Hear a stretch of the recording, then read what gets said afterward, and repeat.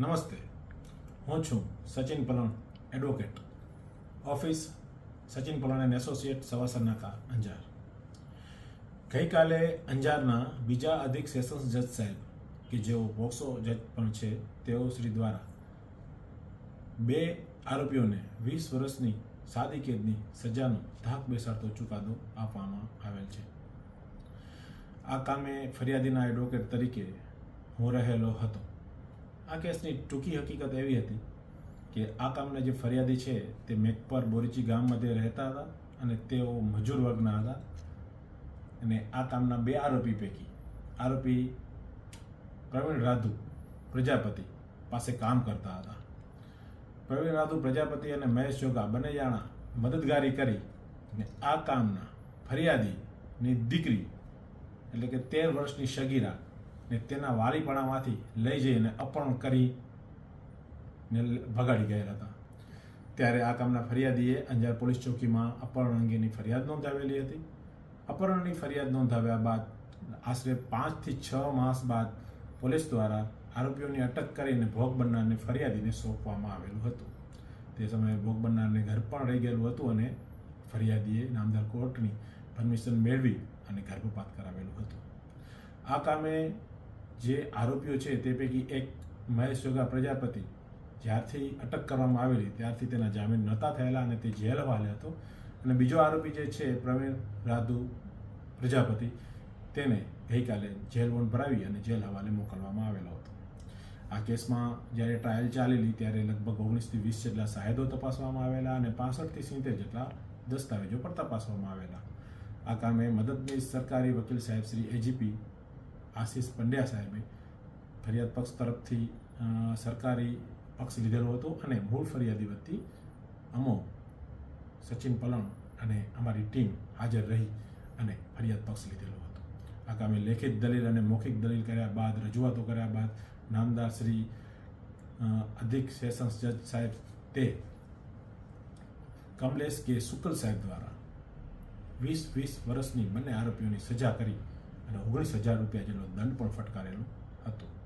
ત્યારે એવું કહેવામાં આવે છે કે આજે આ નવા ભારતના નવા નાગરિકો છે જે નરાધમો એવું વિચારી રહેલા હોય કે જે ગરીબ ઘરનો હોય અને અનુસૂચિત જાતિનો હોય તેના સાથે કે તેના પરિવાર સાથે તેઓ ગમે તેવું કૃત્ય કરશે પરંતુ તેઓ કંઈ નહીં બોલે ને તેને અમે દબાવી દઈશું. ત્યારે આ કામના ફરિયાદી એ નવા ભારતના નાગરિક છે અને તેઓએ પોતાના ન્યાય માટે પોતાની દીકરીના ન્યાય માટે જ્યારે અવાજ ઉપાડેલો અને ત્યારે તે અવાજને સરકારશ્રી દ્વારા અને અમારા અથાગ પ્રયત્નો દ્વારા ન્યાય મળેલો છે. જેથી આમ થઈ અને ફરિયાદીની જીત થઈ છે અને આવા નરાધમો જેવા તમામ તત્વોની હાર થયેલી છે. આ અંગે ફક્ત ફરિયાદી દ્વારા તમામ સરકારી વકીલશ્રી અને તપાસ કરનાર અધિકારીશ્રી ફરિયાદીનો એના વતી આભાર વ્યક્ત કરીએ છીએ અને એ રીતે આજ ન્યાય મળેલો છે તેની જે હુકમ થયેલો છે તેની સરાહના કરીએ છીએ. અસ્તુ. જય હિન્દ, જય ભારત, જય શ્રી મહાકાલ. નામદાર શ્રી કમલેશ કે શુક્લા સાહેબ દ્વારા ગઈકાલે સ્પેશિયલ પોક્સો કેસ નંબર 16/2021ના કેસની અંદર આરોપી મહેશ જોગા પ્રજાપતિ અને પ્રવીણ રાધુ પ્રજાપતિને તકસીરવાન ઠરાવેલા છે. આ બનાવની વિગત એવી છે કે આ બનાવ વર્ષ 2020ની સાલમાં બનેલો અને જે ભોગ બનનાર હતી એ ભોગ બનનારને આરોપી મહેશ જોગા પ્રજાપતિ તેના માતા પિતાના કાયદેસરના વાલીપણામાંથી અપહરણ કરી અને સૌપ્રથમ માંડવી તાલુકાના મોડકું ગામે લઈ ગયેલો. ત્યાં એની સાથે બળાત્કાર કરેલો અને ત્યાર પછી ત્યાંથી આરોપી મહેશ જોગા પ્રજાપતિ ભોગ બનનારને નલિયા તાલુકાના સિંઘોડી ગામે લઈ ગયેલો અને સિંઘોડી ગામે જઈ ત્યાં ભોગ બનનારને રાખી અને ત્યાં પણ તેની સાથે બળાત્કાર કરેલો અને આ બળાત્કાર આરોપી મહેશ જોગા પ્રજાપતિએ કરેલો અને જેના થકી ભોગ બનનાર જે છે એ ગર્ભવતી બની ગયેલા અને આ કેસની તપાસ DS વાઘેલા સાહેબ અને VR પટેલ સાહેબ દ્વારા કરવામાં આવેલી હતી. તો એમણે એમની તપાસના કામે જે પુરાવા એકત્ર કરેલા હતા તે પુરાવા એકત્ર કરી અને પરીક્ષણ માટે FSL કચેરીએ મોકલેલા હતા.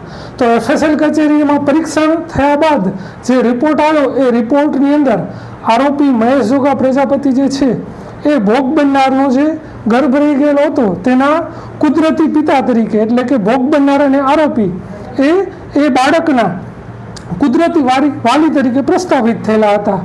તો આ તમામ પુરાવા અને ફરિયાદ પક્ષ તરફથી આ કેસની અંદર લગભગ 19 જેટલા સાહેદો તપાસવામાં આવેલા હતા અને 64 જેટલા દસ્તાવેજી આધારો રજૂ કરવામાં આવેલા હતા.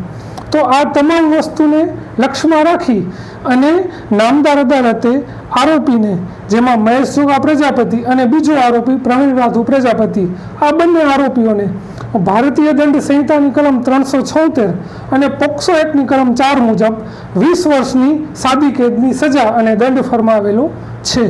આ ઉપરાંત ભારતીય દંડ સંહિતાની કલમો 363 અને 366 મુજબ પણ સજા કરેલી છે. ઉપરાંતમાં ભોગ બનનાર જે છે એ સગીર વયની હતી અને આરોપી એ ભોગ બનનાર સગીર વયની છે અને અનુસૂચિત જનજાતિમાંથી આવે છે. આ તમામ હકીકત જાણતા હોવા છતાં બંને આરોપીએ તેની સાથે બળાત્કાર કરેલો હતો. એટલે નામદાર અદાલતે એ પુરાવાને પણ ધ્યાનમાં રાખી અને એટ્રોસિટી એક્ટની જે જોગવાઈઓ છે અને એની જે કલમો છે એ મુજબ પણ બંને આરોપીઓને સજા કરેલી છે.